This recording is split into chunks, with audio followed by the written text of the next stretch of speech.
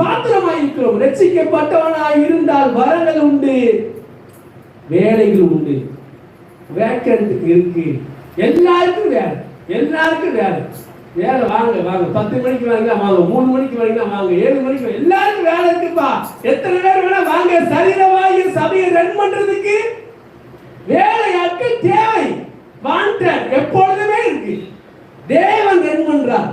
அவனுக்கு என்ன தேவையோ அதை பகிர்ந்து கொடுத்து இந்த சரீரமாகிய சபையை ரன் பண்ணுகிறார். அல்லேலூயா. கர்த்தருடைய ஆசீர்வாதம். இப்ப சொல்லுங்க, நீங்க ரட்சிக்கப்பட்டிருக்கீங்கன்னா, நீங்க இயேசுவை ஏற்றுக்கொண்டிருக்கீங்கன்னா, உங்களுக்கு வேலை இருக்கா இல்லையா?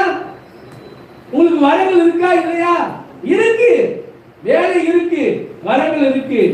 தேவ ஆவியானவர் அந்த சித்தத்தின்படி அந்த எப்பொழுது யார் மூலியமாக யாருக்கு தேவையோ அந்த நேரத்துல உங்களை என்ன செய்வா, அது வரலும் நீங்க சரீரத்துல இணைஞ்சு